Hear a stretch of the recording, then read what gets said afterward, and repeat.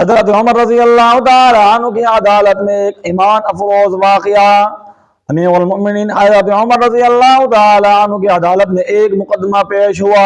دو نوجوانوں نے ایک نوجوان کو پکڑے ہوئے تھے اور فریاد کر رہے تھے کہ اے امیر المؤمنین، اس ظالم سے ہمارا حق دلوا دیجئے، اس ظالم قاتل نے ہمارے بوڑھے باپ کو قتل کر دیا ہے۔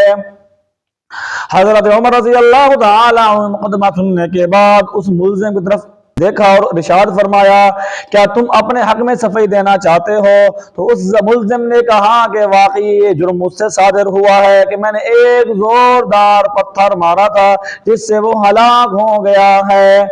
حضرت عمر رضی اللہ تعالیٰ عنہ نے ارشاد فرمایا، گویا کہ تم تو اپنا جرم اقرار کر رہے ہو۔ تو اس ملزم نے کہا کہ ہاں میں اپنا جرم کا اقرار کر رہا ہوں۔ حضرت عمر رضی اللہ تعالیٰ عنہ نے ارشاد فرمایا، پھر تو تم سے قصاص لیا جائے گا، اس کے بدلے تمہیں بھی قتل کیا جائے گا۔ اس ملزم نے کہا کہ اے امیر المؤمنین، مجھے آپ کے حکم سے اور شریعت کے فتوے سے کوئی انکار نہیں ہے، بس ایک گزارش ہے۔ حضرت عمر رضی اللہ تعالیٰ عنہ نے ارشاد فرمایا، بیان کرو اپنی گزارش کو۔ اس ملزم نے کہا کہ 3 دن کی مہلت چاہتا ہوں، تیسرے دن عدالت میں آ کر قصاص کا بدلہ دوں گا۔ حضرت عمر رضی اللہ تعالیٰ عنہ نے کچھ دیر سر جھکا کر سوچ بچار کرنے کے بعد سر کو اٹھایا اور ارشاد فرمایا، کون تمہارا ضامن ہوگا کہ واقعی تم تیسرے دن آ کر خون کا بدلہ خون سے دو گے؟ تو اس شخص نے، اس ملزم نے حضرت عمر رضی اللہ تعالیٰ عنہ کے اس ارشاد کو سن کر پر امید نظروں سے حاضرین مجلس کو دیکھا۔ حاضرین مجلس کو دیکھنے کے بعد حضرت ابو ذر غفاری رضی اللہ تعالیٰ عنہ کی چہرے پر نظر رک گئی اور اشارہ کیا کہ یہ شخص میری ضمانت دے گا۔ امیر المؤمنین حضرت عمر رضی اللہ تعالی عنہ نے حضرت ابو ذر غفاری رضی اللہ تعالی عنہ سے پوچھا کہ کیا آپ اس شخص کی ضمانت دیتے ہو؟ حضرت ابو ذر غفاری رضی اللہ تعالی عنہ نے کہا کہ ہاں بے شک میں اس کی ضمانت دیتا ہوں کہ یہ تیسرے دن قصاص کے لیے عدالت میں حاضر ہو جائے گا۔ جب یہ ضمانت دی گئی تو اس شخص کو چھوڑ دیا گیا۔ 2 دن گزر گئے، تیسرا دن آ گیا۔ جلیل القدر صحابہ اور مشیران خلافت دربار میں جمع ہو گئے، وہ 2 مدعی بھی آ گئے، حضرت ابو ذر غفاری رضی اللہ تعالی عنہ بھی آ گئے۔ ملزم کا انتظار ہونے لگا۔ جو وقت گزرتا گیا صحابہ کرام میں اضطراب بڑھتا گیا، کیونکہ ابھی تک ملزم نہیں آیا تھا۔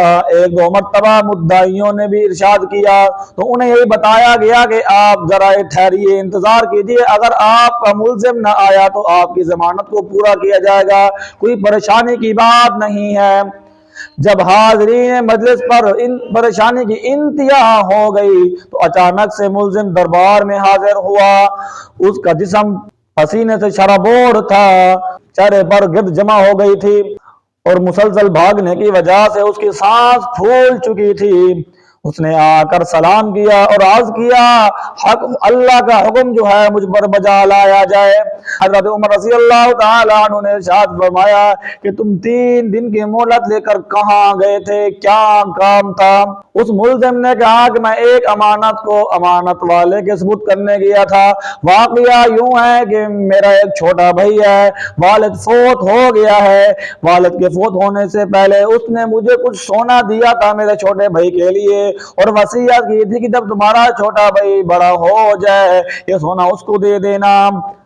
وہ چھوڑنا میں نے چھپا کر رکھا تھا، میرے اور اللہ کے سوا اس کا کسی کو علم نہیں تھا، اس لیے وہ سونا اٹھا کر میں اپنے چھوٹے بھائی کو دینے گیا تھا، امانت کو امانت والے کے ثبوت کرنے گیا تھا۔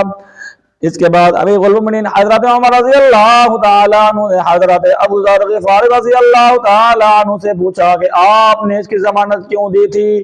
کیا یہ آپ کا واقف تھا؟ کیا آپ اس کو جانتے تھے؟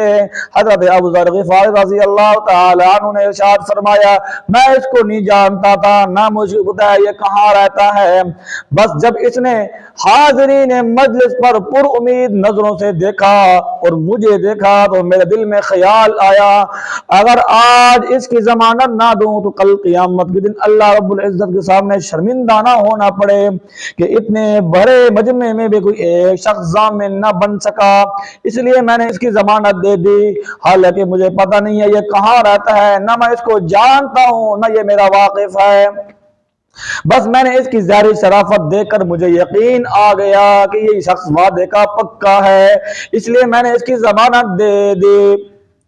حاضرین مجلس نے جب یہ بات سنی تو ان کے آنکھوں سے آنسو آ گئے، اور ان دو مدعیوں نے بھی امیر المؤمنین حضرت عمر رضی اللہ تعالی عنہ کو کہا کہ ہم نے اپنے باپ کا خون معاف کر دیا ہے۔